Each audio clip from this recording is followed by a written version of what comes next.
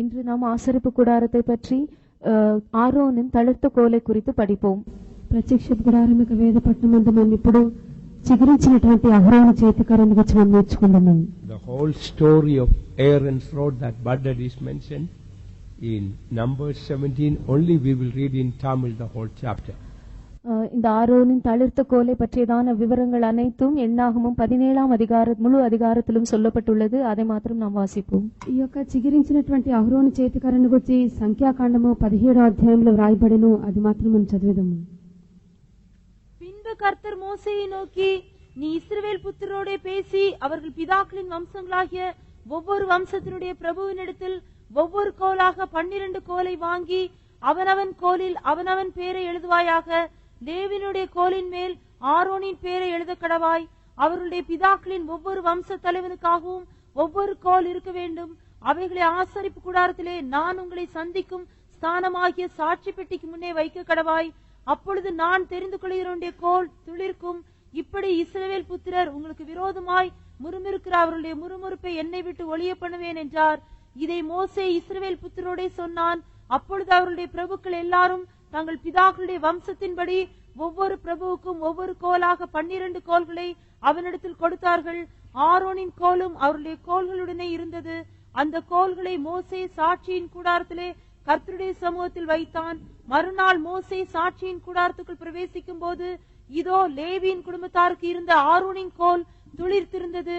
அது துளிர்விட்டு பூ பூத்து வாதுமை பழங்களை கொடுத்தது. அப்பொழுது மோசே கர்த்தருடைய சமூகத்தில் இருந்த அந்த கோல்களை எல்லாம் எடுத்து இஸ்ரவேல் புத்திரர் எல்லாரும் காண வெளியே கொண்டு வந்தான். அவர்கள் கண்டு அவரவர் தங்கள் தங்கள் கோல்களை வாங்கி கொண்டார்கள். அப்பொழுது கர்த்தர் மோசேயை நோக்கி, ஆரோனின் கோல் அந்த கலகக்காரருக்கு விரோதமான அடையாளமாகும் பொருட்டு அதை திரும்பவும் சாட்சி பெட்டிக்கு முன்னே கொண்டு போய் வை. இப்படி அவர்கள் எனக்கு விரோதமாய் முறுமுறுப்பை ஒழிய பண்ணுவாய். அப்பொழுது அவர்கள் சாக மாட்டார்கள் என்றார். கர்த்தர் தனக்கு கட்டளையிட்டபடியே மோசே செய்தான். அப்பொழுது இஸ்ரவேல் புத்திரர் மோசேயை நோக்கி. So here we read the story of Aaron's rod that budded. இந்த இடத்திலே ஆரோனின் தளிர்த்த கோலை பற்றியதான கதையை நாம் வாசிக்கிறோம். ఈ యొక్క అధ్యాయమందు మనము చిగురించినటువంటి అహరోను చేతికరను గురించినటువంటి వివరములను చూస్తున్నాము. People of Israel, many of them rebelled against the priesthood of Aaron. இஸ்ரவேல் ஜனங்களில் அநேகரும் ஆரோனுடைய ஆசாரியத்துவத்துக்கு விரோதமாக அவர்கள் எதிர்த்து கலகம் பண்ணினார்கள். ఇశ్రాయేలు ప్రజల్లో అనేకులు అహరోను యొక్క యాజకత్వమునకు విరోధముగా తిరుగుబాటు చేసిరి. Out of Reuben, the tribe of Reuben, Dathan and Abiram rebelled. ரூபனின் கோத்திரத்திலிருந்து தாத்தானும் அபிராமும் இதற்கு விரோதமாக எழும்பி கலகம் பண்ணினார்கள். రూబేను గోత్రమునందు దాతాను అబీరాములు దీనికి విరోధముగా లేచి తిరుగుబాటు చేసిరి. Maybe they might have thought, we are the first tribe, why not we get the priesthood? Only why should Aaron get the priesthood? ஒருவேளை அவர்கள், நாங்கள் தான் முதல் கோத்திரத்தார், எங்களுக்கு ஏன் இந்த ஆசாரியத்துவம் கொடுக்கப்படக்கூடாது, ஏன் ஆரோனுக்கு அது கொடுக்கப்பட வேண்டும் என்று அவர்கள் நினைத்திருக்க கூடும். వారు ఒకవేళ అనుకొని ఉండవచ్చును, మేమే మొదటి గోత్రం వారము, మాకు యాజకత్వము ఇవ్వబడకుండా ఎందు నిమిత్తము అహరోనుకు యాజకత్వం ఇవ్వవలెనని. And out of the tribe of Levi, Korah and company rebelled. லேவியின் கோத்திரத்திலிருந்து கோராவும் அவன் கூட்டத்தாரும் இவர்களுக்கு விரோதமாக எழும்பி கலகம் பண்ணினார்கள். లేవి యొక్క గోత్రములో కోరహును అతని యొక్క సంఘమంతయు అతని విరోధముగా లేచిరి. Maybe Korah and company might have thought, we are also Levites, why not we have priesthood?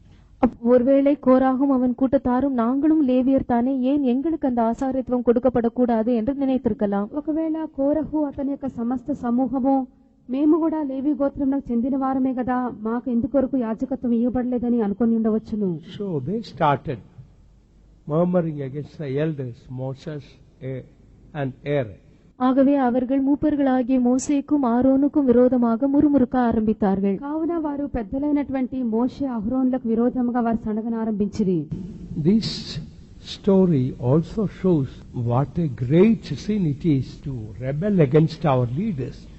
இந்த விவரமானது நம்முடைய நடத்திப்புக்காரருக்கு விரோதமாக நாம் எழும்பி முரட்டாட்டம் பண்ணி கலகம் பண்ணுவது எவ்வளவு பெரிய பாவம் என்கிறதான காரியத்தையும் வெளிப்படுத்துகிறது. ఈ యొక్క వివరములన్నిటిని బట్టి మనము నాయకులైనటువంటి వారికి, మన పెద్దలకు మన విరోధముగా లేచి తిరుగుబాటు చేయుట ఎంత ఘోరమైన పాపం అని చెప్పి మనకు బయలుపరుచున్నది.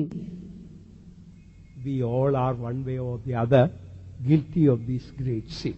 நாம் எல்லாரும் ஏதாவது ஒரு விதத்திலே இந்த பெரிய பாவத்தை குறித்து குற்றமுள்ளவர்களாய் இருக்கிறோம். మనలో కూడా అందరము ఏదో ఒక రీతిలో ఇక పాపమును గురించి మనము అపరాధులమై ఉన్నాము.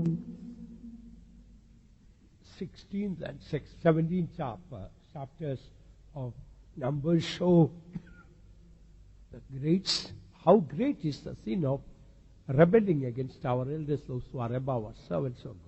எண்ணாகமம் 16, 17 அதிகாரங்கள், 2 அதிகாரங்களுமே நமக்கு மேலாக இருக்கிறதான நடத்திப்புக்காரருக்கு விரோதமாக எழும்பி கலகம் பண்ணுவது என்பது எவ்வளவு பெரிய பாவமாய் கணக்கிடப்படுகிறது என்பதை வெளிப்படுத்துகின்றன. సంఖ్యాకాండము 16వ అధ్యాయము 17వ అధ్యాయంలో చదివినప్పుడు మన పై ఉన్నటువంటి నాయకులకు, పెద్దలకు, దైవ సేవకులకు విరోధంగా మనం లేచి తిరుగుబాటు చేయట ఎంత ఘోరమైన పాపం అని చెప్పి మనం తెలుసుకుంటున్నాము. When I speak about it, I am also guilty of that. I am sitting here only by the mercies of God. இதை குறித்து நான் பேசும்போது நானும் கூட இந்த விஷயத்தில் குற்றமுள்ளவனாயிருக்கிறேன். దేవునుடைய சுத்த இரக்கங்களினால் மட்டும்தான் நானும் இந்த இடத்தில் இப்பொழுது இருக்கிறேன். ఈ యొక్క విషయంలను గురించి మాట్లాడుచున్నప్పుడు నేను కూడా నేరం గలవాడినై ఉన్నాను. దేవుని యొక్క కృపచేత మాత్రమే నేను ఇక్కడ కూర్చుని ఉన్నాను. When they rebelled against God, against the servants of God, God told these people who are rebelling against the elders, they are not going to die in a normal way. In a very strange way they are going to die. இவர்கள் விதமாக தேவனுடைய ஊழியக்காரருக்கு விரோதமாக, அந்த மூப்பர்களுக்கு விரோதமாக எதிர்த்து கலகம் பண்ணின போது இந்த கர்த்தர் இவர்களிடத்திலே சொன்ன விஷயமாவது, இந்த விதமாக எதிர்த்து முரட்டாட்டம் பண்ணுகிற ஜனங்கள் சாதாரண விதத்தில் மரிக்கப் போவதில்லை, இவர்கள் மரிக்கும் விதம் மிகவும் வினோதமான விதமா இருக்கும் என்று கூறினார். ఈలాగున నాయకులకు, పెద్దలకు, దైవ సేవకులకు విరోధంగా లేచినటువంటి వారి యొక్క అంతము సాధారణమైనటువంటి మరణంగా ఉండదు గాని అది ఒక వింతగా ఉండునని చెప్పి ప్రభు తెలియజేసి ఉన్నాడు. God's appointment is that people after they die they go to heaven or hell. தேவன் நியமித்த காரியம் என்னவென்றால் மனுஷர் மரித்த பின்பு ஒன்றோ பரலோகத்திற்கு அல்லது நரகத்திற்கு செல்ல வேண்டும் என்பதே. మనుషులు మరణించిన పిమ్మట పరలోకమునకో లేక నరకమునకో వెళ్ళుటయే దేవుడు నియమించిన కార్యము. Here God made an exception. No, without dying, while they are alive they must go to hell. ஆனால் இந்த இடத்திலேயோ தேவன் அவிதமான ஒரு சட்டத்துக்கு மாறாக இன்னொரு காரியத்தை ஏற்படுத்தினார். இவர்கள் மரிக்கும் போது இவர்கள் உயிரோடே நரகத்திற்கு செல்ல வேண்டும் என்பது. అయితే దేవుడు அவர்கள் மரிக்க மாட்டார்கள், மரிக்காமல் உயிரோடையே பாதாளத்தில் இறங்குவார்கள் என்பது. అయితే దేవుడు ఆ నియమమునకు కొంచెం వ్యతిరేకంగా ఇక్కడ తెలియజేసి ఉన్నాడు. తిరుగుబాటు చేసినటువంటి ఇక జనులందరూ కూడా మరణించకుండా వారు పాతాళమునికి దిగిపోదురు. This terrible fact is written in Numbers chapter 16 verse 30. இந்த பயங்கரமான காரியம் எண்ணாகமம் 16 அதிகாரம் 30 வசனத்தில் எழுதப்பட்டுள்ளது. ఈ యొక్క భయంకరమైనటువంటి కార్యమును గురించి సంఖ్యాకాండము 16వ అధ్యాయము 30వ వాక్యమందు వ్రాయబడెను. நேரிட செய்வதால் பூமி தன் வாயை திறந்து இவர்கள் உயிரோடே பாதாளத்தில் இறங்கத்தக்கதாக இவர்களையும் இவர்களுக்குண்டான யாவையும் விழுங்கி போட்டதேயானால் இந்த மனிதர் கர்த்தரை அவமதித்தார்கள் என்பதை அறிந்து கொள்வீர்கள் என்றான். But if the Lord make a new thing, and the earth open her mouth and swallow them up with all that appertain unto them, and they go down quick into the pit, then ye shall understand that these men have provoked the Lord. What a terrible punishment came upon these people who murmured against. Here it says this, who murmured against the Lord. இந்த இடத்திலே கர்த்தருக்கு விரோதமாக இவர்கள் முறுமுறுத்தார்கள் என்று சொல்லப்படுகிறது. விதமாக கர்த்தருக்கு விரோதமாக முறுமுறுத்ததான ஜனங்களின் மேல் எவ்வளவு பயங்கரமான ஒரு தண்டனை வந்தது. ఇక్కడ వారు దేవునికి విరోధముగా సణిగిరి, దేవునికి విరోధముగా సణిగిన వారి మీద ఎంత గొప్ప శిక్ష వచ్చినదో చూడుడి.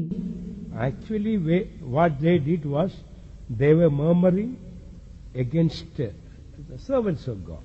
ஆனால் உண்மையிலே அவர்கள் செய்தது என்னவென்றால் கர்த்தருடைய ஊழியக்காரருக்கு விரோதமாகத்தான் முறுமுறுத்தார்கள். ఆయన వారు చేసినటువంటి కార్యం ఏదనగా వారు దైవ సేవకులకు విరోధముగా సణిగిరి. That is what we read here in chapter 16 verse 3. No need to read. இது அதைதான் எண்ணாகமம் 16 அதிகாரம் 3 வசனத்தில் வாசிக்கிறோம். అదే మనము సంఖ్యాకాండము 16వ అధ్యాయము 3వ వాక్యమును చదవగలము. When we are murmuring against the servants of God or elders, we are murmuring against God.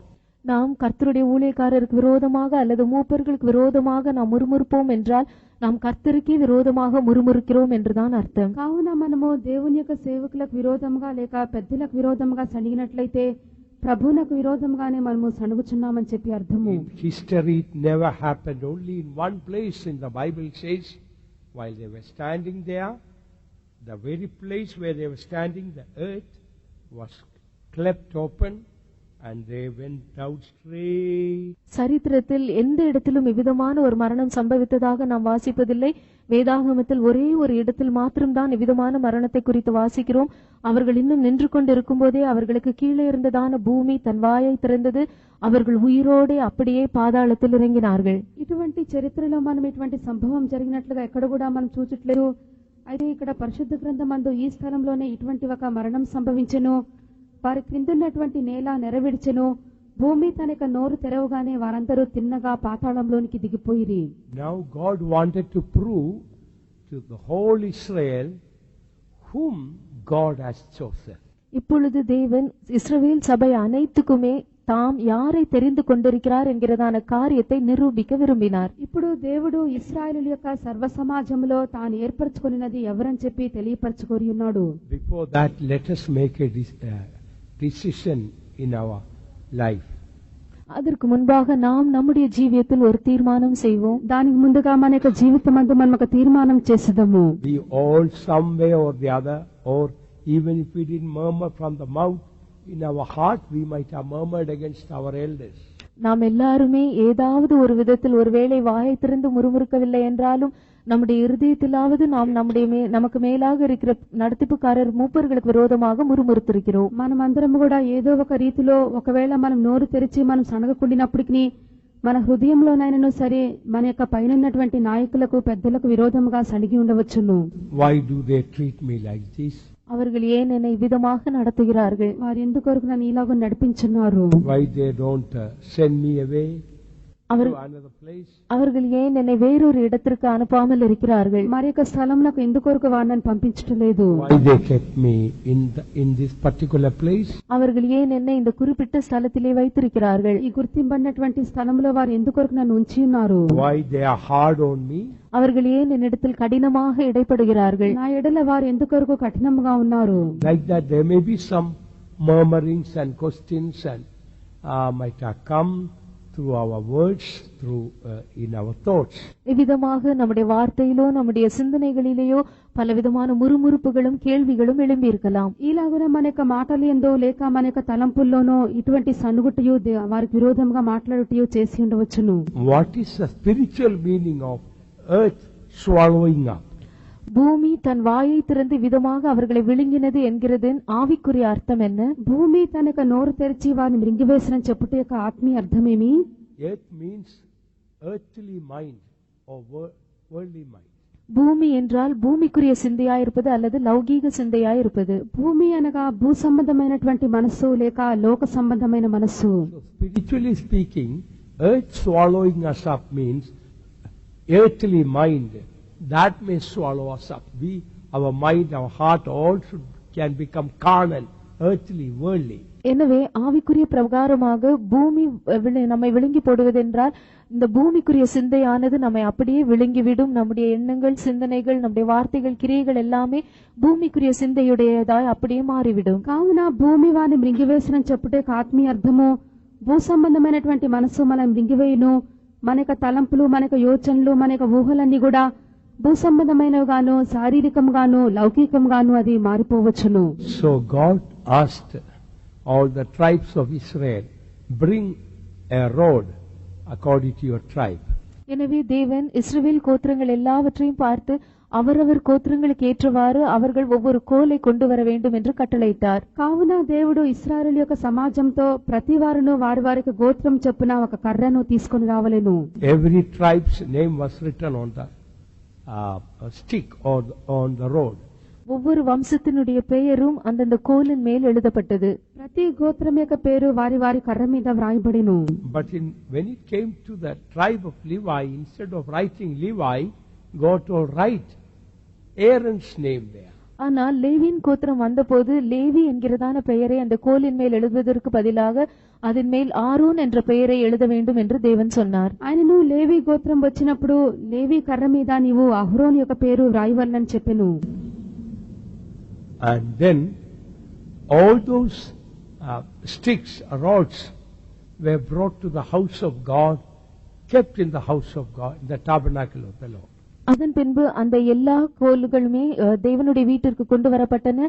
தேவன் ஆசரிப்பு கூடாரத்தில் அவ்வளவு கோல்களும் வைக்கப்பட்டன. ఆ కర్రలన్నీ కూడా దేవుని యొక్క ఇంటికి తీసుకుని రాబడెను, అనగా ప్రత్యక్షపు గుడారంలోనికి ఉంచవలెను.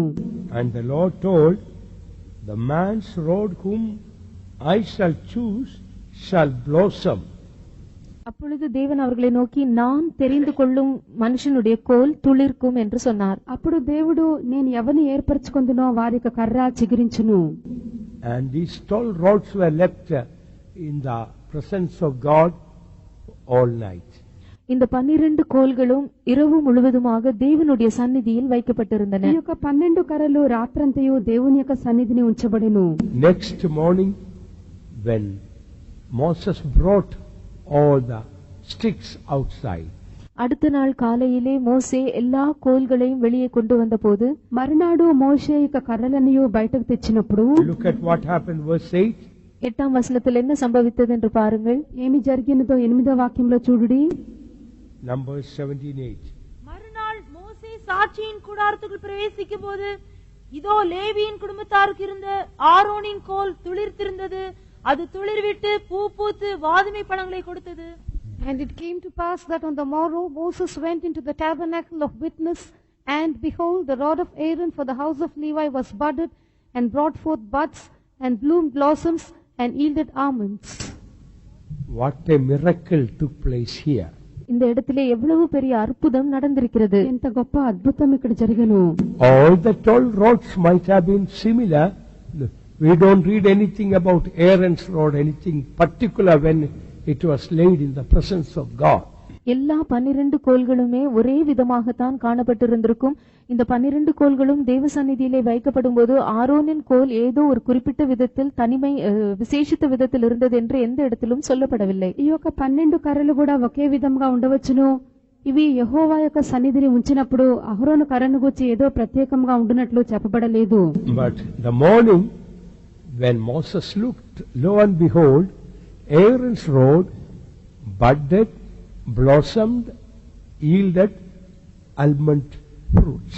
ஆனால் அதிகாலையிலே மோசே அந்த கோல்களை எடுத்து பார்த்தபோது ஆரோனின் கோல் துளிர்விட்டு பூ பூத்து வாதுமை பழங்களை கொடுத்ததை கண்டான். మరునాడు మోషే వెళ్లి చూడగా ఇదిగో అహరోను యొక్క కర్ర చిగిర్చి ఉండెను. అది చిగిర్చి పువ్వులు పూసి బాదం పండ్ల గలదాయెను. It had fruits, flowers and leaves. அதில் பழங்களும் பூக்களும் இலைகளும் காணப்பட்டிருந்தன. దానిలో పండ్లు పువ్వులు ఆకులు ఉండెను. Normally, if some plant has to sprout and to give fruit and flowers and all, in one night all these do not happen suddenly. சாதாரணமாக ஒரு செடி துளிர்த்து பூ பூத்து பழங்களை எல்லாம் கொடுக்க வேண்டும் என்றால் ஒரே இரவிலே இவ்வளவு காரியங்களும் அந்த செடியிலே நடைபெற முடியாது. సామాన్యంగా ఒక చెట్టు చిగురించి పువ్వులు పూసి అది పండ్లు గలదిగా మారవాలంటే ఒకే ఒక రాత్రిలో ఈ కార్యములన్నీ కూడా జరగలేవు. Amplified version Bible says these almonds were ripe almonds. ஆங்கில மொழிபெயர்ப்பின் இன்னொரு மொழிபெயர்ப்பிலே இந்த வாதுமை பழங்கள் எல்லாம் பழுத்திருந்தன என்று சொல்லுது. ఆంగ్ల తర్జుమాలో ఒక తర్జుమా ప్రకారం మనం చూచినప్పుడు ఈ యొక్క పండ్లన్నీ కూడా పండినటువంటి పండ్లుగా ఉండేను. So just within one night and the fruits to come and to become ripe, that itself is a miracle. ஆகவே ஒரே இரவிலே பழங்கள் அந்த கோல் பழங்களை கொடுத்து அந்த பழங்கள் அனைத்தும் பழுக்க வேண்டும் என்றால் அது உண்மையாகவே ஒரு பெரிய அற்புதமாகும். ఒకే ఒక రాత్రిలో అది పండ్లు కాసి ఆ పండ్లన్నీ కూడా పండవల్లంటే అది చాలా అద్భుతమైనటువంటి కార్యమే. And one night itself it was blossoming fully or flowers coming, that's a miracle. ஒரே இரவிலே இவ்வளவு அதிகமாக பூக்கள் எல்லாம் அதிலே மலர்ந்தது என்றால் அதுவும் கூட ஒரு அற்புதம் தான். ఒకే ఒక రాత్రిలో అది చిగిరించి పువ్వులు పూసినదని చెప్పినట్లయితే అది కూడా ఒక అద్భుతమే. Even if you plant a little plant, it needs a sunshine water or manure. Without that, a plant cannot sprout. ஒரு சிறு செடி நாம் நட்டாலும் கூட அந்த செடிக்கு சூரிய வெளிச்சமும் தண்ணீரும் உரமும் எல்லாம் வேண்டும். ఇవి ఎல்லாம் ఇల్లామల్ అంద చెడియాల్ తుళిర్కవే ముడియాదు. ఒక చిన్న చెట్టును మనం నాటినప్పటికీ దానికి సూర్యుని యొక్క వెలుగు, నీళ్లు, ఎరువు అన్ని కూడా మనకు కావాలను. అప్పుడు మాత్రమే అది పువ్వులు పూయగలుగును. So God told the man whom I choose, his rod will be budding and blossoming and yielding ripe fruits. ஆகவே தேவன் சொன்ன விஷயம் என்னவென்றால், நான் தெரிந்து கொள்ளுகிறவனுடைய கோல் அது துளிர்விட்டு அது பூ பூத்து பழுத்த பழங்களை கொடுக்கும் என்று சொல்லியிருந்தார். ఇక్కడ యెహోవా ఏమని చెప్పిననుగా, నేను ఏర్పరచువను అనే యొక్క కర్ర అది చిగురించును, పువ్వులు పూయును, పండిన పండ్లు గలదై ఉండును. Actually what God told was only the one whom I choose, his rod will blossom. That's all God told. But when it came to the reality, it budded, blossomed and yielded ripe fruits. தேவன் சொன்ன விஷயம் என்னவென்றால், நான் தெரிந்து கொள்கிறவனுடைய கோல் துளிர்க்கும் என்று மாத்திரம்தான் சொன்னார். ஆனால் உண்மையிலேயே இந்த காரியம் சம்பவித்த போது அது துளிர்த்து பூ பூத்து வாதுமை பழங்களை கொடுத்தது என்று பார்க்கிறோம். అయితే ఇక్కడ యెహోవా నేను ఏర్పరచుకొనిన వాని యొక్క కర్ర చిగురించినని మాత్రమే చెప్పెను. ఆయనను యథార్థంగా జరిగినటువంటి కార్యం చూచినప్పుడు అది చిగిర్చి పువ్వులు పూసి బాదం పండ్ల గలదాయను. A great blessed truth we learn from this Aaron's rod that budded. ஆரோனின் தளிர்த்த கோலிலிருந்து நாம் ஒரு பெரிய ஆழமான சத்தியத்தை கற்றுக்கொள்கிறோம். చిగిరించినటువంటి అహరోను చేతికర్ర నుండి ఒక గొప్ప సత్యం మనం నేర్చుకుంటున్నాము. If you are really a chosen vessel of God, நீங்கள் உண்மையிலேயே தேவனுடைய தெரிந்து கொள்ளப்பட்டதான ஒரு பாத்திரமாய் இருப்பீர்கள் என்றால், మీరు యథార్థంగానే దేవుని చేత ఏర్పరచబడినటువంటి పాత్ర ఉన్నట్లయితే, when you are kept like the stick was kept all night in the presence of God, எவ்விதமாக அந்த கோல் ராம் முழுவதுமாக தேவ சந்நிதியில் வைக்கப்பட்டிருந்ததோ அவ்விதமாக நீங்கள் இருக்கும்போது, ఏలాగున ఇక కర్ర రాత్రంతయు యెహోవా యొక్క సన్నిధిని ఉంచబడినో అలాగను మీరు ఉంచబడినప్పుడు, in the dark night of trial you will not become dry. சோதனையின் அந்தகாரம் நிறைந்த இருள் நிறைந்ததான அந்த இரவிலே நீங்கள் ஒருபோதும் உலர்ந்து போக மாட்டீர்கள். మీరు శోధనలు పరీక్షలు నిండినటువంటి ఆ యొక్క చీకటి గల రాత్రి యందు మీరు ఎండిపోరు.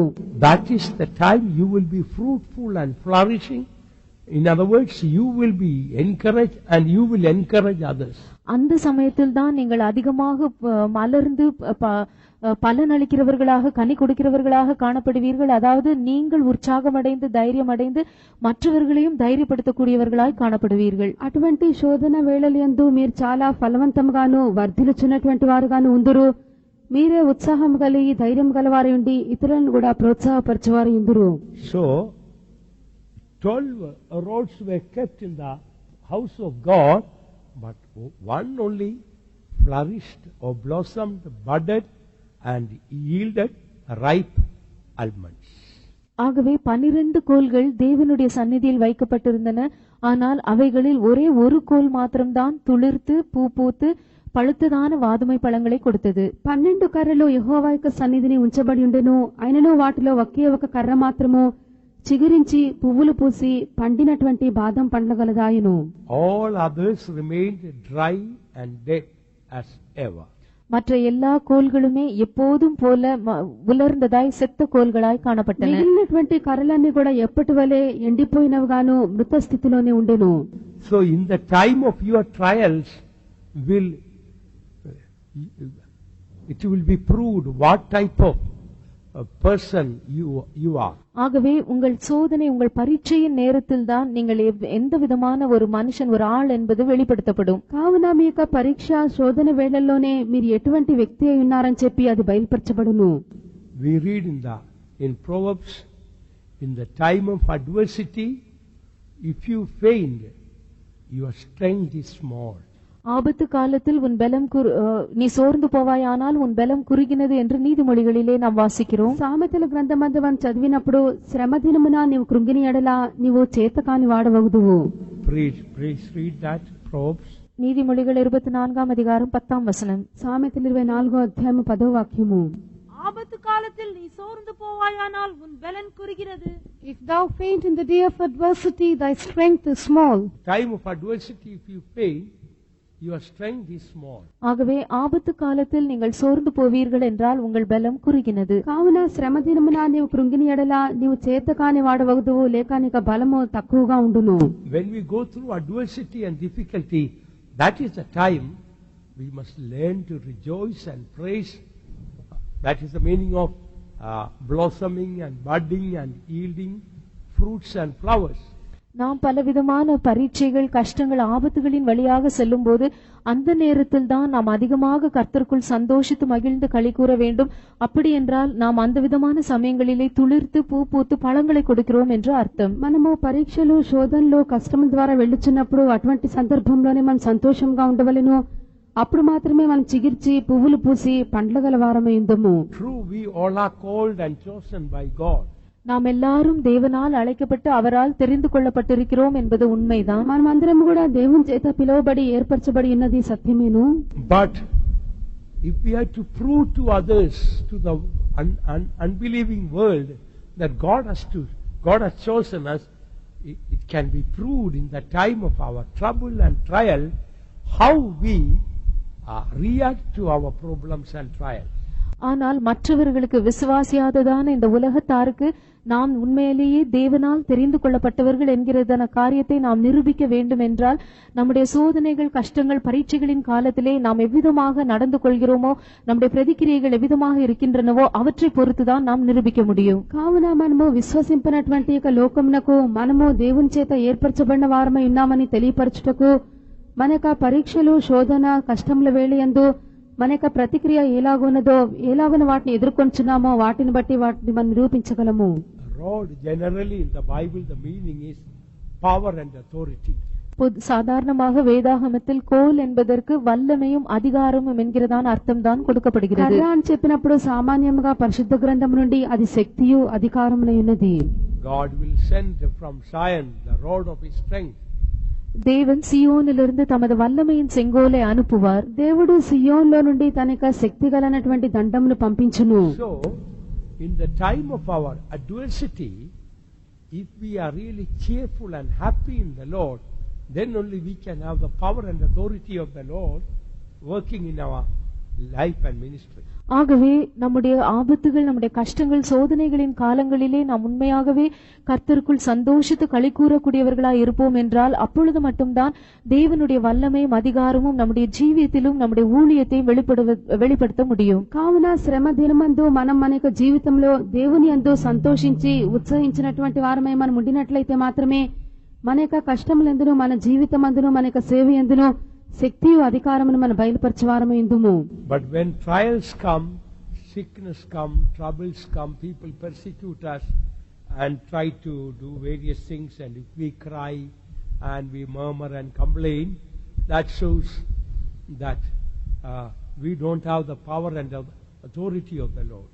ஆனால் சோதனைகள், பரீட்சைகளின் சமயங்களிலே நம்முடைய ஜீவியத்திலே வியாதிகள் வரும்போது, ஜனங்கள் நம்மை உபத்திரவப்படுத்தி, நம்மை சிறுமைப்படுத்தி துன்புறுத்தும் போது, இவ்விதமான சந்தர்ப்பங்களிலெல்லாம் நாம் அதிகமாக துக்கப்பட்டு அழுவோம் என்றால் தேவனுடைய வல்லமையும் அவருடைய அதிகாரமும் நம்முடைய ஜீவியத்தில் இல்லை என்பதுதான் பொருள்படுகிறது. కావున శోధనలు, కష్టములు, వ్యాధి యొక్క సమయములందు ఇతరులు మనల్ని హింసించి మనల్ని ఉపద్రవపరిచినప్పుడు మనం ఏడ్చుచు, ఫిర్యాదు చేయుచు, సణుగుచున్నటువంటి వారమై ఉండినట్లయితే మనలో ఉన్నటువంటి శక్తి, అధికారమును మనం లేనటువంటి వారమై ఉందుము.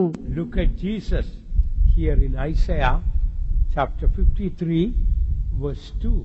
இயேசுவை பாருங்கள். ஏசாயா 53ஆம் அதிகாரம் 2ஆம் வசனம். యేసును గురించి యెషయా 53వ అధ్యాయం 2వ వాక్యమందు చదువుడి.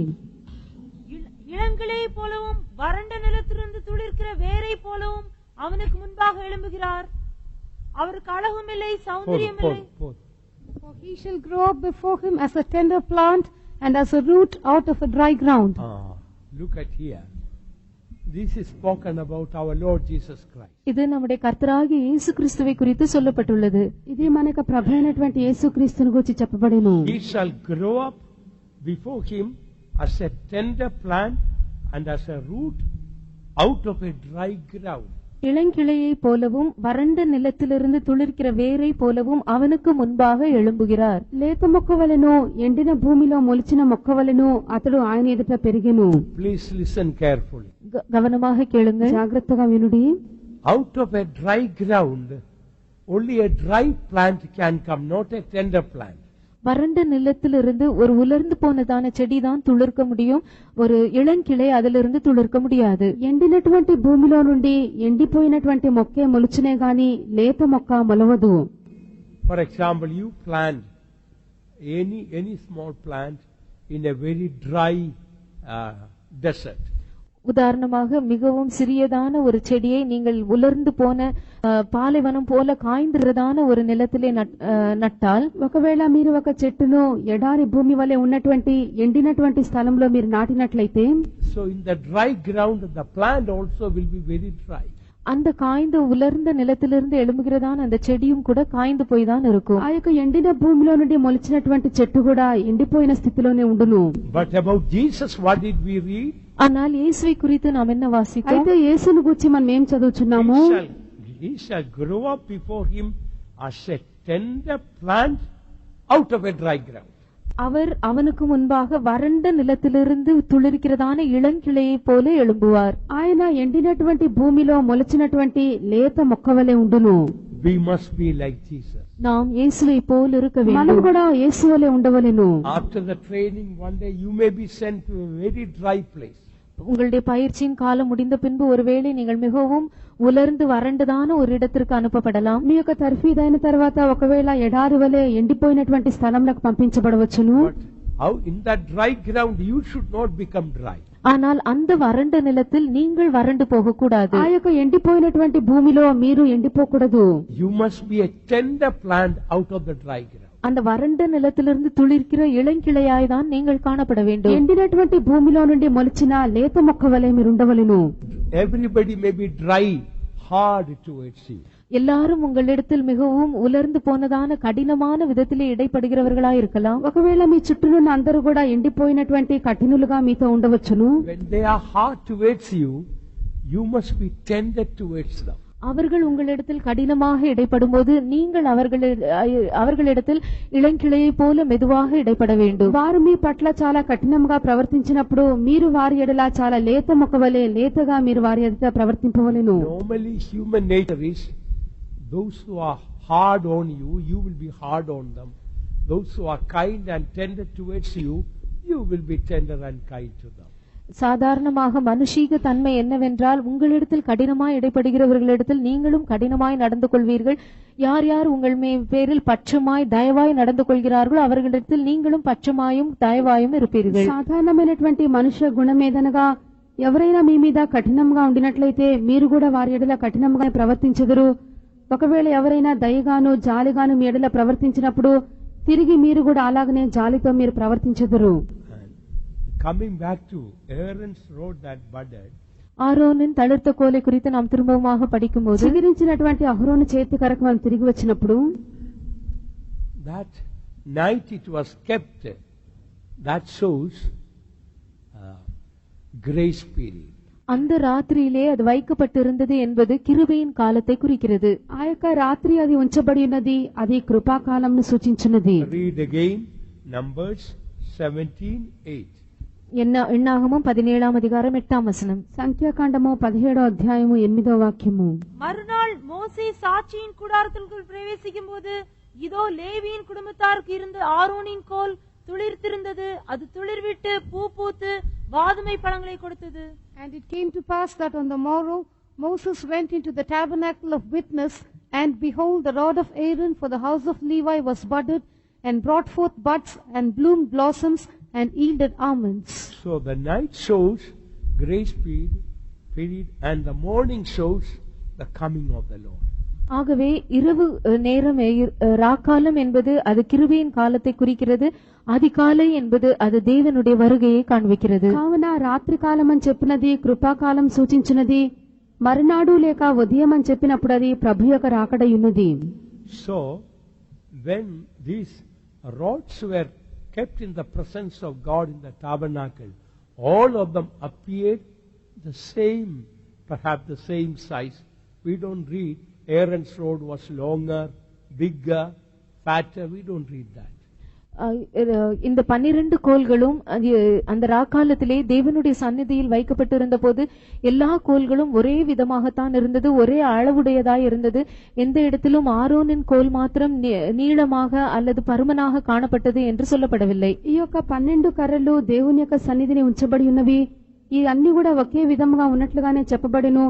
అహరోన్ యొక్క కర్ర దీనికంటే కూడా కొంచెం పొడుగ్గానో లేక కొంచెం లావుగానో ఉన్నట్లుగా చెప్పబడలేదు.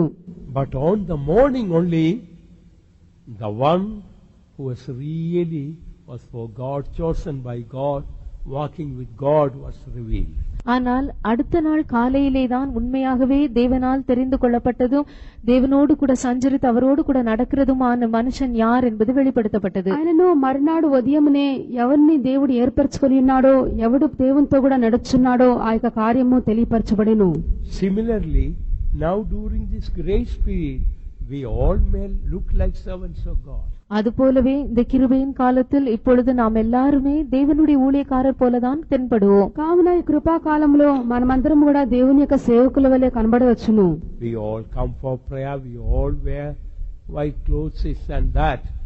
நாம் எல்லாரும் ஜெபங்களுக்கு வருகிறோம், நாம் எல்லாரும் வெண்வஸ்திரம் தரித்து விதமாக எல்லாரும் ஊழியக்காரர் போலவே இருக்கிறோம். అందరము ప్రార్థనలకు వచ్చున్నాము, అందరము తెల్లని వస్త్రములు వేసుకొంచున్నాము, సేవకుల వలె అందరము కనబడుచున్నాము.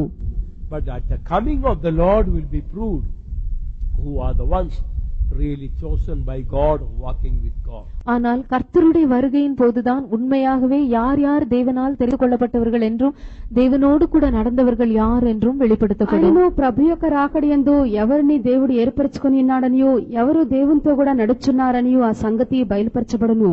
Before that we all may look alike. அதற்கு முன்பாக நாம் எல்லாரும் ஒரே விதமாகத்தான் காணப்படுவோம். దానికి ముందు మనం అందరము ఒకే విధముగా కనబడుదుము. This almond, the original word for the almond is Hebrew word, is meaning is the hastener, hasty, hastener. இந்த வாதுமை பழங்களுக்கு மூல பாஷையில் எபிரேய பாஷையிலே no, I'm sorry for the, yeah, that's right, for the almond, the Hebrew word meaning of the almond. Yes. வாதுமை பழம் என்கிறதான அந்த வார்த்தைக்கு மூல பாஷையாகிய எபிரேய பாஷையிலே துரிதமாக செல்கிறவர் என்கிறதான అర్థం కొల్గిరదు. ఈ యొక్క బాదం పండ్లు అని చెప్పినప్పుడు హెబ్రీ మూల భాష ప్రకారము దీనికి అర్థం మనం చూడగా అది త్వరితముగా పోవాడని చెప్పి అర్థము. Actually it shows, out of all the trees, it is told almond tree is the first one in the spring. It sprouts forth and blossoms. Out of all the trees during the spring, almond tree first it sprouts. உண்மையை சொல்ல போனால் நான் அறிந்த வரையில் எல்லா மரங்களை பார்க்கிலும் இந்த வசந்த காலத்திலே இந்த வாதுமை மரம் மாத்திரம்தான் முதலாவதாக துளிர்த்து பழங்களை கொடுக்கிறது என்று சொல்லப்படுகிறது. నేను ఎరిగినంత మట్టుకు వసంత కాలమందు చెట్లన్నీ కూడా చిగురించినప్పుడు ఇక బాదం పండ్లు గల చెట్టే మొట్టమొదటిగా చిగురించనని చెప్పి తెలుసుకుని ఉన్నాను. So it shows Christ of the first fruits, or the one first resurrected from the dead. அது கிறிஸ்துதான் முதற்பலன் அல்லது மரித்தோரிலிருந்து எழுந்தவர்களில் கிறிஸ்துவே முதற்பலன் ஆனார் என்பதை அது காண்பிக்கிறது. అది క్రీస్తు ప్రథమ ఫలమై ఉన్నాడు, మృతుల్లో నుండి లేచినటువంటి వారిలో క్రీస్తు ప్రథమ ఫలమై ఉన్నాడు. Christ is the first one risen, and therefore we read the first fruits of them that slept. Read 1 Corinthians 15:30. 1 కొరింథీయులు 15వ అధికారం 20వ వచనం. 1 కొరింథీ 15వ అధ్యాయము 20వ వాక్యము. கிறிஸ்துவோ மரித்தோரிலிருந்து எழுந்து நித்திரையடைந்தவர்களில் முதற்பலனானார். But now is Christ risen from the dead and become the first fruits of them that slept. So what the important thing that we can, there is something important we can learn from this. ஆகவே இதிலிருந்து நாம் கற்றுக்கொள்கிற ஒரு முக்கியமான காரியம் என்ன? దీని నుండి మనం నేర్చుకున్నటువంటి ఒక ముఖ్యమైన కార్యం ఏమి? We already learned it is a type of Jesus, that he out of the dry ground grew as a tender plant. நாம் ஏற்கனவே இயேசுவை குறித்து படிக்கும்போது அவர் வறண்ட நிலத்திலிருந்து ஒரு இளங்கிளையை போல துளிர்த்தார் என்று நாம் வாசித்தோம். దీనిని గూర్చి మనం యేసుకు సాదృశ్యంగా నేర్చుకుంటుమి. ఎండినటువంటి భూమిలో మొలిచినటువంటి లేత మొక్క వలె ఉన్నాడు. We must be tender and kind to the people who are hard on us, who are bitter against us, cruel against us. நம்மிடத்தில் கடினமாய் இடைப்பட்டு நம்மிடத்தில் பலவிதமான கசுபுகளை வைத்து நம்மிடத்தில் குரூரமாய் நடந்து கொள்கிறதான ஜனங்களுக்கு நாம் பட்சமுள்ளவர்களாயும் இரக்கமும் கனிவும் உள்ளவர்கள் ஜனங்களாயும் நடந்து கொள்ள வேண்டும் என்று நாம் படித்தோம். మనము మన ఎడల కఠినంగాను చేదుగాను క్రూరంగాను ప్రవర్తించే వారి ఎడల జాలితోను దయతోను లేతగా మనం ప్రవర్తింపవాలని చెప్పి మనం నేర్చుకుంటుమి. There is another miracle about this budded road is that after it brought forth almonds, blossoms and buds, it never dried up. இந்த தளிர்த்த கோலை பற்றியதான இன்னொரு அற்புதமான காரியம் என்னவென்றால் அது துளிர்த்து பூத்து வாதுமை பழங்களை தந்த பின்பும் கூட அதன் பின்பு ஒருபோதும் காய்ந்து போகவில்லை. ఈ యొక్క బాదం చెట్టు కర్రను గుచ్చినటువంటి మరి యొక్క అద్భుతం ఏదనగా ఇది చిగిర్చి పువ్వులు పూసి బాదం పండ్ల గలదాయిన పిమ్మట మరి ఎన్నడూను అది ఎండిపోలేదు. It remained ever green. அது எப்பொழுதுமே பச்சையாகவே காணப்பட்டது. అది నిత్యము పచ్చగానే ఉండెను. So what does this reveal? இது எதை காண்பிக்கிறது? ఇది దేనిని సూచించున్నది? We know we are called by God. நாம் தேவனால் அழைக்கப்பட்டிருக்கிறோம். మనము దేవుని చేత పిలువబడి ఉన్నామని ఎరిగి ఉన్నాము. We are chosen by God. நாம் தேவனால் தெரிந்து கொள்ளப்பட்டிருக்கிறோம். దేవుని చేత మనం ఏర్పరచబడి ఉన్నాము. We are a chosen generation. நாம் தெரிந்து கொள்ளப்பட்ட சந்ததியாய் இருக்கிறோம். మనం ఏర్పరచబడినటువంటి వంశమై A ఉన్నాము. royal priesthood. நாம் ராஜரீக ஆசாரிய கூட்டமாய் இருக்கிறோம். రాజులైనటువంటి యాజక సమూహమై ఉన్నాము. A holy people. அவர் பரிசுத்த ஜாதியாய் இருக்கிறோம். పరిశుద్ధ జనమై ఉన్నాము. A peculiar people. அவருக்கு சொந்த ஜனமாய் இருக்கிறோம். ఆయనకు విశేషమైనటువంటి జనమై ఉన్నాము. That we may show forth the praises of Him who hath called us out of darkness into His marvelous light. நம்மை அந்தகாரத்திலிருந்து தம்முடைய ஆச்சரியமான ஒளியின் இடத்திற்கு வரவழைத்தவருடைய புண்ணியங்களை அறிவிக்கும்படியாக இவ்விதமான ஒரு ஜாதியாய் நாம் காணப்படுகிறோம். చీకటిలో నుండి ఆశ్చర్యకరమైన తన వెలుగులోనికి మనం పిలిచిన వాని యొక్క గుణాతిశయములను ప్రచురం చేయ నిమిత్తము ఇట్టి ప్రజలమై ఉన్నాము. Is there anybody who has got a doubt that we are called to serve God? Hands up. நாம் தேவனுக்கு ஊழியம் செய்யும்படியாக அழைக்கப்பட்டிருக்கிறோம் என்கிறதான இந்த விஷயத்தில் யாருக்காவது சந்தேகம் இருந்தால் கை உயர்த்துங்கள். దేవుని యొక్క సేవ చేయుటకు నేను పిలువబడి ఉన్నాను అని చెప్పినటువంటి విషయంలో ఎవరికైనా సందేహం ఉన్నట్లయితే చేతులు పైకెత్తవచ్చును. All those who are sure that you have been called to serve God, God has called you, therefore you have come. Hands up those who know that. நீங்கள் தேவனுக்காக ஊழியம் செய்யும்படியாக அழைக்கப்பட்டிருக்கிறீர்கள் என்றும் கர்த்தர் உங்களை அழைத்தபடியினால் தான் நீங்கள் அவருக்கு ஊழியம் செய்யும்படியாக வந்திருக்கிறீர்கள் என்கிறதான நிச்சயமுடையவர்கள் கை உயர்த்துங்கள். దేవుని యొక్క సేవ చేయుటకు మీరు పిలువబడి ఉన్నారనియో దేవుడు మీకు పిలుపును అనుగ్రహించి తీసుకుని వచ్చి ఉన్నాడని నిశ్చయిత గల వారందరూ చేతులు పైకెత్తుడి. Thank you for that. So when the trials and problems come, that time you should no doubt about it. ஆகவே பரீட்சைகளும் பிரச்சனைகளும் நமக்கு நேரிடும் போது அந்த சமயத்தில் இந்த விஷயத்தை நாம் சந்தேகிக்கவே கூடாது. కావున పరీక్షలు శోధనలు కష్టములు మన సమయంలో మనకు పిలుపును సందేహింపరాదు. We are called by God. நாம் தேவனால் அழைக்கப்பட்டிருக்கிறோம். దేవుని చేత మనం పిలువబడి ఉన్నాము. Therefore, in the time of trials and problems, God wants that we may blossom, we may bud and blossom and yield almonds, or we may become fruitful. ஆகவே நம்முடைய பரீட்சைகள் சோதனைகள் பிரச்சனைகளின் காலங்களிலே நாம் துளிர்த்து பூத்து வாதுமை பழங்களை கொடுத்து அதிகமாக பலன் கொடுத்து கனி கொடுக்கிறவர்களா இருக்க வேண்டும் என்று தேவன் நம்மை குறித்து விரும்புகிறார். కావున మన యొక్క శోధనలు మన యొక్క సమస్యలు కష్టం యొక్క వేళల్లో చిగిర్చి పువ్వులు పూసి బాదం పండ్లు కలిగి ఫలవంతమైనటువంటి ఒక జీవితం గలవారమై ఉండవాలని ప్రభువు కోరుచున్నాడు. And what Psalm 92 verse 13 says is really true with this Aaron's rod that budded. Please read it. 92ஆம் சங்கீதம் 13ஆம் வசனத்தில் சொல்லப்பட்டதான காரியம் ஆரோனின் தளிர்த்த கோலை பற்றி உண்மையான ஒரு காரியமாய் காணப்படுகிறது. 92వ కీర్తన 13వ వాక్యం నుండి క్రిందకు చదివినప్పుడు అహరోను యొక్క చిగురించిన కర్ర యొక్క విషయంలో ఇది చాలా సత్యమై ఉన్నది. கர்த்தருடைய ஆலயத்திலே நாட்டப்பட்டவர்கள் எங்கள் தேவனுடைய பிரகாரங்களில் செழித்திருப்பார்கள். Those that be planted in the house of the Lord shall flourish in the courts of our God. So, it is like like Aaron's rod, those that be planted in the house of the Lord shall flourish in the courts of our God. இது ஆரோனின் தளிர்த்த கோலை போல் காணப்படுகிறது. கர்த்தருடைய ஆலயத்திலே నాటப்பட்டவர்கள் எங்கள் தேவனுடைய ప్రాహారంகளில் செழித்திருப்பார்கள். ఇది అహరోను యొక్క చేతికర్ర చిగురించినట్లుగానే ఉన్నది. యెహోవా యొక్క మందిరంలో లేక ఇంటిలో వారు నాటబడిన వారై మన యొక్క దేవుని యొక్క ఆవరణంలో వారు వర్ధిల్లుదురు. Literally in the tabernacle, nobody was planting any plants. எழுத்து பிரகாரமாக இந்த ஆசரிப்பு கூடாரத்தில் யாரும் எந்த செடியையும் நடவில்லை. అక్షర ప్రకారంగా ప్రత్యక్ష గుడారమందు ఎవరు ఏ చెట్టును నాటలేదు. So we are the planting of the Lord in the house of the Lord. ஆகவே நாமே தேவனுடைய வீட்டில் அவருடைய விருட்சங்களாய் இருக்கிறோம்.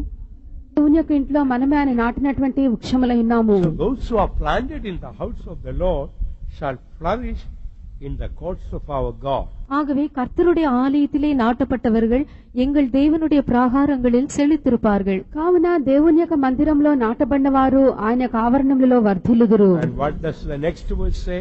அதற்கு அடுத்த வசனம் என்ன கூறுகிறது? మరుసటి వాక్యం ఏం చెప్పుచున్నది?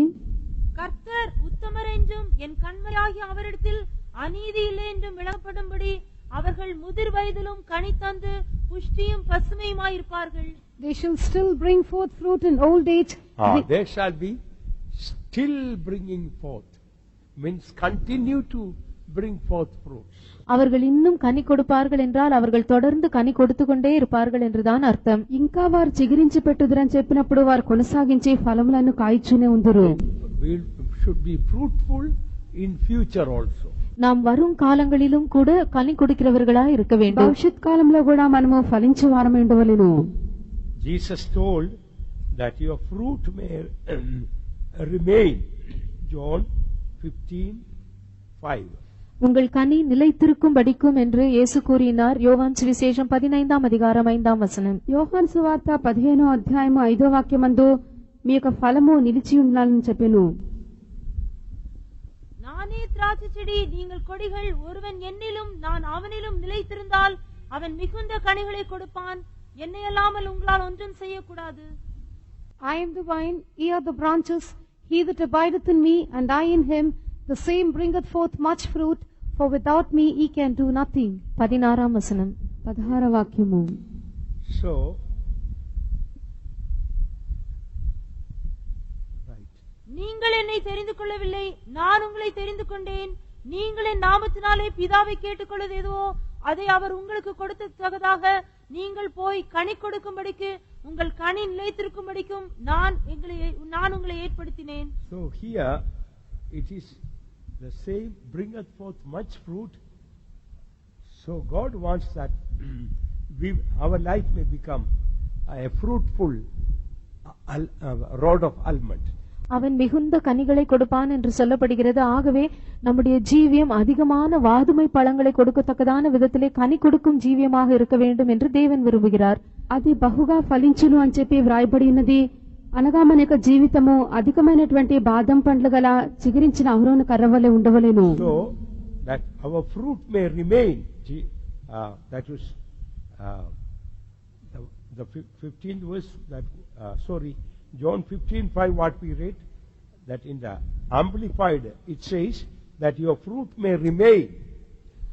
யோவான் சுவிசேஷம் 15ஆம் அதிகாரம் 16ஆம் வசனத்தில் நாம் 5ஆம் வசனத்தில் என்ன வாசித்தோம்? உங்கள் கனி நிலைத்திருக்கும் படிக்கும் என்று ஆங்கில மொழிபெயர்ப்பில் கொடுக்கப்பட்டுள்ளது. ఒక ఆంగ్ల తర్జుమా ప్రకారం మనం చదివినప్పుడు యోహాను సువార్త 15వ అధ్యాయం 5వ వాక్యమందు మీకు ఫలము నిలిచి ఉండుటకు అని చెప్పి వ్రాయబడెను. So like Aaron's fruit, or rather that fruit of the rod remained or kept bringing forth fruit or remain green, same way we have to be fruitful all the time. அந்த ஆரோனின் தளிர்த்த கோலிலே அந்த வாதுமை பழங்கள் எவ்விதமாக நிலைத்திருந்தனவோ, எப்போதும் பச்சையாயிருந்து தொடர்ந்து கனி அதில் நிலைத்திருந்ததோ, அதுபோல நாமும் எப்போதும் எக்காலத்திலும் கனி கொடுக்கிறவர்களாய் நம்முடைய கனி நிலைத்திருக்க கூடியதாய் இருக்க வேண்டும். అహరోను చిగురించినటువంటి యొక్క కర్రను మనం అది బాదం పండ్లు కలిగి ఎల్లప్పుడూ కూడా పచ్చగా ఉన్నట్లు మనమును నిత్యమును ఫలించినటువంటి వారమై మన యొక్క ఫలములు నిలిచినటువంటివిగాను ఉండవలెను.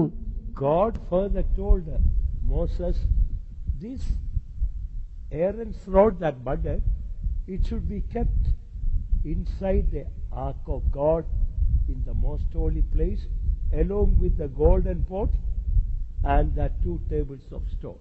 மேலும் ஆரோனின் இந்த தளிர்த்த கோல் மன்னா வைக்கப்பட்டதான பொற்பாத்திரத்தோடும் 2 கற்பலைகளோடும் கூட சேர்த்து உடன்படிக்கை பெட்டியிலே மகா பரிசுத்த ஸ்தலத்திலே வைக்கப்பட்டு இருக்க வேண்டும் என்று தேவன் మోషేయినిடத்தில் కూరినాர். ఇంకను యెహోవా మోషేతో చిగురించినటువంటి అహరోను యొక్క చేతికర్రను నిబంధన మందసం లోపల ఆ యొక్క మన్నా ఉంచబడిన బంగారు పాత్రతోనూ రాతి పలకతోనూ ఉంచి అతి పరిశుద్ధ స్థలమందు దాన్ని పెట్టవాలని చెప్పాను. Actually, if you take any branch of a tree with leaves or fruits and put inside a box and cover it, and over it, that all over covering there, within few hours everything will dry up, that branch with all the fruits and the flowers and the leaves. உண்மையாகவே நீங்கள் ஒரு மரத்தினுடைய ஒரு கிளையை பறித்து அதன் இலைகள் பூக்கள் பழங்களோடும் கூட அந்த கிளையை மாத்திரம் விவிதமாக ஒரு பெட்டிக்குள் நீங்கள் வைத்து எல்லா பக்கத்திலும் அந்த பெட்டியை மூடி நீங்கள் அடைத்து விடுவீர்கள் என்றால் சில மணி நேரங்களுக்குள்ளாக அந்த கிளையானது அதன் இலைகளோடும் పూక్களோடும் పழங்களோடும் அப்படியே కాய்ந்து ఉలర్ந்து పోవதை நீங்கள் కాண்பீர்கள். ఏదైనా ఒక చెట్టు యొక్క ఒక కొమ్మను మీరు తీసుకొని ఆ కొమ్మలో ఆకులు పువ్వులు పండ్లన్నీ కూడా ఉండినప్పుడు ఏదైనా ఒక పెట్టి లోపల దాన్ని ఉంచి దాన్ని మనం మూత వేసి కప్పినట్లయితే ఊరికే కొన్ని గంటల్లోనే ఆ యొక్క కొమ్మంతయు ఎండిపోయినటువంటి స్థితి ఏర్పడును. And here we see another miracle. இந்த இடத்தில் நாம் இன்னும் ஒரு அற்புதத்தை காண்கிறோம். ఇక్కడ మనము మరి ఒక అద్భుతమును చూస్తున్నాము. After this, Aaron's rod that budded kept in the ark of God, and it remained fresh and flourishing. ஆரோனின் இந்த தளிர்த்த கோல் தேவனுடைய உடன்படிக்கை பெட்டிக்குள் வைக்கப்பட்ட பின்பும் கூட இன்னும் பச்சையாக இன்னும் செழிக்கிறதாகவே அது காணப்பட்டது. ఈ యొక్క చిగిరించినటువంటి అహరోను కర్ర మందసం లోపల ఉంచబడినప్పటికీ అది ఇంకనూ పచ్చగాను ఫలవంతంగాను కనబడుతూనే ఉండును. Here we find another blessed spiritual truth.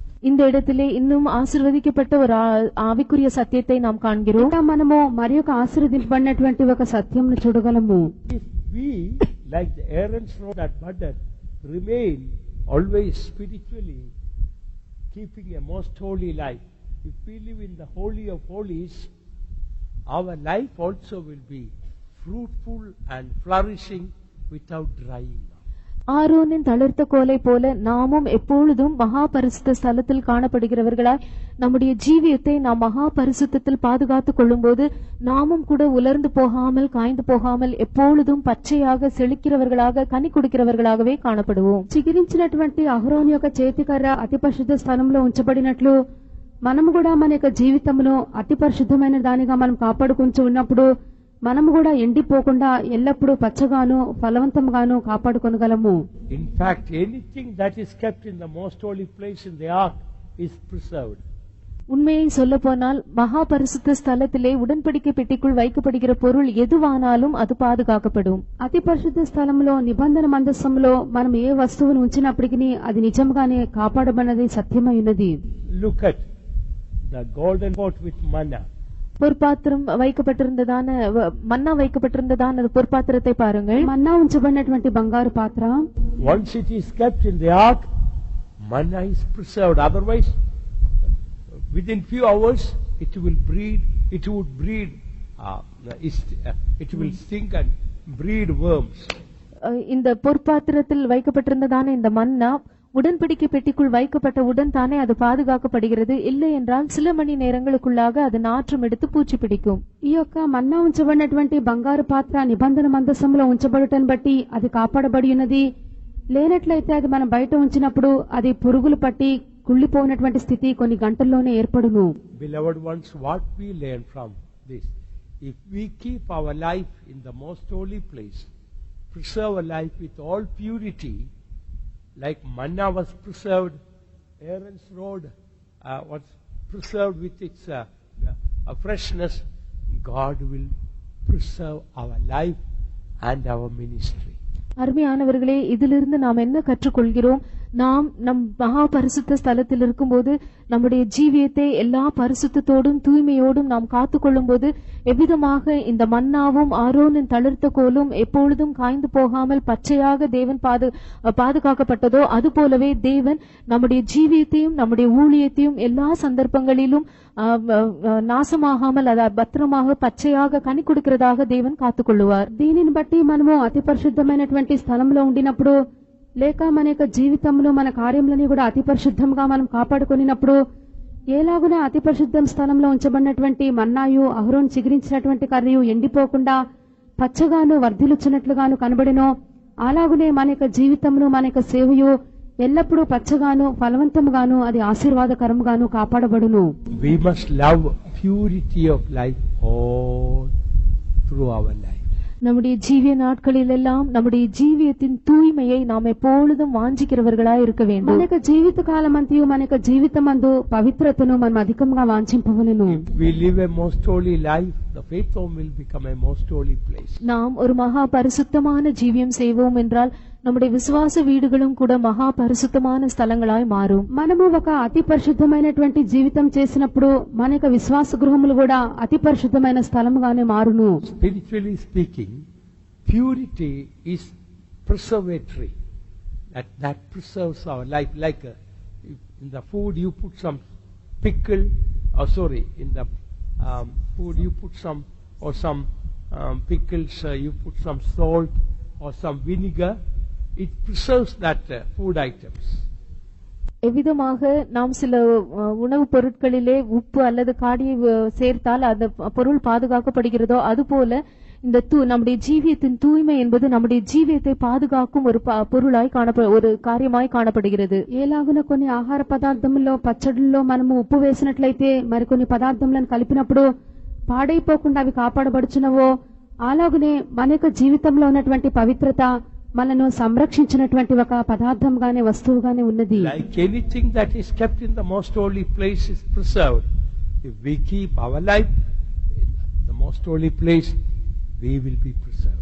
மகா பரிசுத்த ஸ்தலத்தில் வைக்கப்படுகிற பொருள் எதுவானாலும் அது எவ்விதமாக பாதுகாக்கப்படுகிறதோ அதுபோல நாம் நம்முடைய ஜீவியத்தை மகா பரிசுத்தத்தில் பாதுகாத்துக் கொள்ளும்போது நாமும் கூட பாதுகாக்கப்படுவோம். అతి పరిశుద్ధమైనటువంటి స్థలములో ఉంచబడినటువంటి ఏ వస్తువైనను అది కాపాడబడుచున్నట్లుగా మనము మన యొక్క జీవితమును అతి పరిశుద్ధమైన స్థలంలో అతి పరిశుద్ధంగా ఉంచుకున్నప్పుడు మనం కాపాడబడదుము. True saints are the ones who preserve their life with all purity in their thoughts, imaginations, feelings and every detail of life.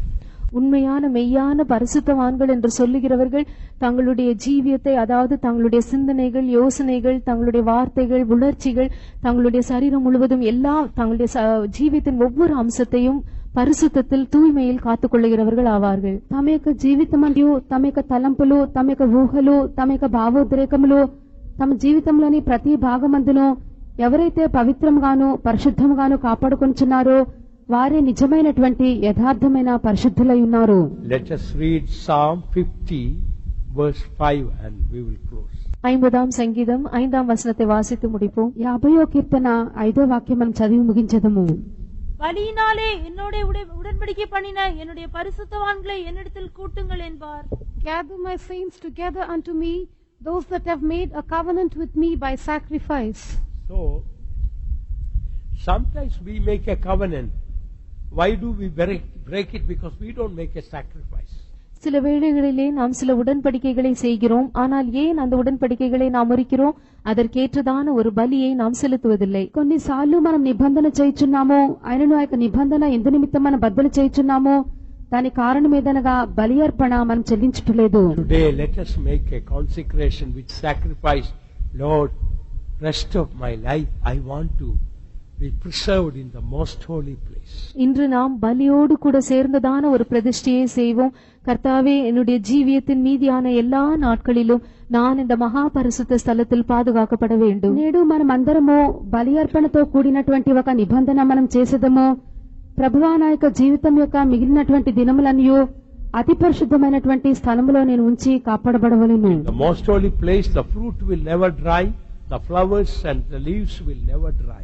மகா பரிசுத்த ஸ்தலத்திலே பழங்களும் காய்ந்து போகாது, இலைகளும் பூக்களும் கூட உதிர்ந்து போகாது. అతి పరిశుద్ధమైనటువంటి స్థలములో పండ్లు ఎండిపోవు, పువ్వులో ఆకులో ఏది కూడా ఎండిపోవు. Shall we close our eyes? நம்முடைய కண்களை நாம் మన மூடுவோம். కన్నులను మనం మూసిదము. Shall we make a consecration with sacrifice? பலியோடு கூட சேர்ந்ததான ஒரு பிரதிஷ்டையை நாம் செய்வோம். బలి అర్పణ చేత మనం ఒక నిబంధన మనం చేసిదము. Lord, help me to live in the most holy place. கர்த்தாவே, நான் மகா பரிசுத்த ஸ்தலத்தில் ஜீவிக்கும்படியாக எனக்கு நீர் உதவி செய்யும். ప్రభువా, అతి పరిశుద్ధమైనటువంటి స్థలములో జీవించుటకు నాకు సహాయం చేయుము. Let me always live in the holy of holies. கர்த்தாவே, நான் எப்பொழுதும் மகா பரிசுத்த ஸ்தலத்திற்குள் ஜீவிப்பேனாக. ప్రభువా, ఎల్లప్పుడు కూడా నేను అతి పరిశుద్ధమైనటువంటి స్థలంలోనే జీవించదను. May the good Lord help us to be fruitful and flourishing and flowers and with all freshness. நாம் எப்பொழுதும் கனி கொடுக்கிறவர்களாக, செழித்திருக்கிறவர்களாக, எல்லா விதமான பூக்களோடும் கனிகளோடும் காணப்பட நல்ல தேவன் தாமே நமக்கு உதவி செய்வாராக. కావున మనం ఎల్లప్పుడూ వర్ధిల్లుచు ఫలవంతముగాను పచ్చగాను పండ్లతోనూ మనం ఫలించిన వారమై కనబట్టకు మనకి మంచివాడైన దయాళుడైన దేవుడు మనకు సహాయం చేయను కాక. Shall we all open our hearts and mouths and pray, Lord, I want to be in the most holy place. ஒரு நிமிஷம் நாம் நம்முடைய இருதயத்தையும் நம்முடைய வாய்களை எல்லாம் திறந்து, கர்த்தாவே, நான் மகா பரிசுத்த ஸ்தலத்தில் இருக்கவே வாஞ்சிக்கிறேன் என்று சொல்லி ஜெபிப்போம். కావున ఒక్క నిమిషము మనకు హృదయములను, మన నోళ్లను, మనసులను తెరిచిన వారమై, ప్రభువా, నేను అతి పరిశుద్ధమైనటువంటి స్థలంలో నేను నివసింపగోరుచున్నానని చెప్పి మనం ప్రార్థించదము. Amen. Praise the Lord. Praise the Lord. Praise the Lord. Praise the Lord. நான் பரிசுத்தராயிருங்கள் என்றீர். நான் பரிசுத்தராயிருங்கள் என்றீர். பரிசுத்தமாக்கும் நின் வசனத்தினால், பரிசுத்தமாக்கும் நின் வசனத்தினால், கரை திரையற்ற பரிசுத்தனாகி